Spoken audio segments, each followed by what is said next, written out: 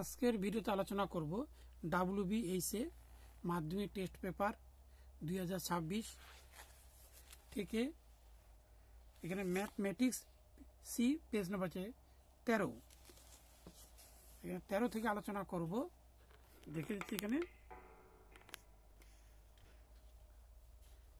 11 দাগের 1 নম্বরটি নিয়ে এখানে বলা আছে 2.8 সেমি ব্যাসার্ধ বিশিষ্ট একটি বৃত্ত অঙ্কন করো। এখানে আমি দেখে দিচ্ছি এখানে একটি বৃত্ত অঙ্কন করতে হবে। 2.8 একটি নিতে হবে। এখানে একটি সরলরেখা থাকবে এরকম, এখানে একটি বৃত্ত অঙ্কন করতে হবে এইভাবে।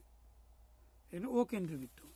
তারপর বলেছে বৃত্তর কেন্দ্র থেকে 7.5 সেমি দূরে, অর্থাৎ এই বৃত্ত থেকে বিন্দু থেকে এত দূর 7.5 সেমি এত দূরে একটি বিন্দু, দূরে অবস্থিত একটি বিন্দু থেকে একটি বিন্দু না ভুল বললাম, এখানে থেকে বৃত্তটি দুটি স্পর্শ অঙ্কন করা, অর্থাৎ এখানে একটি সমদ্বিখণ্ডিত করতে হবে। কাটার পর এখানে একটি বৃত্ত অঙ্কন করতে হবে এখান থেকে এইভাবে।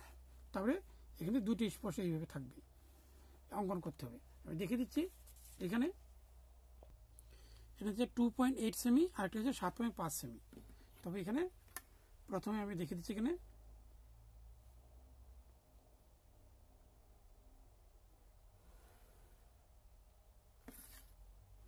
এখানে নাম দেবে ও, এখানে দেওয়া হবে এক্স।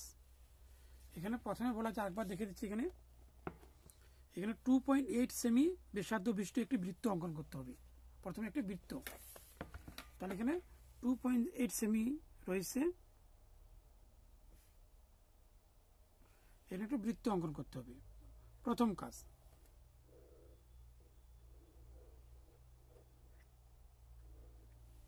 অঙ্কন করতে হবে। এরপর বলা আছে এখানে বৃত্তর কেন্দ্র থেকে 7.5 সেমি দূরে আরেকটি বিন্দু আছে। এখানে বৃত্ত কেন্দ্র থেকে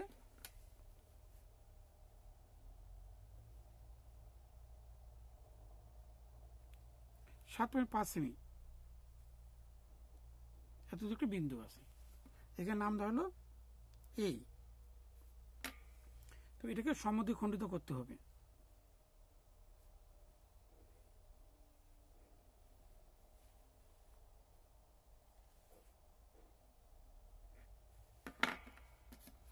এবার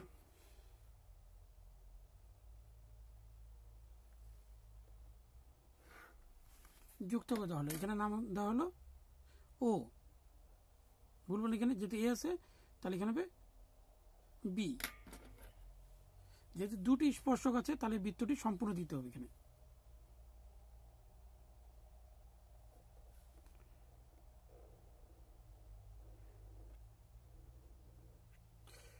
এখানে সম্পূর্ণ দেওয়া হলো। এরপর হচ্ছে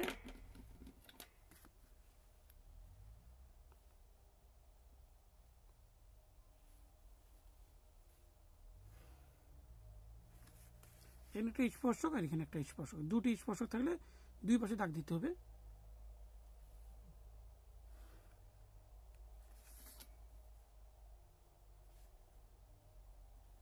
এখানে তাহলে তো পি, এখানে নাম হলো কিউ।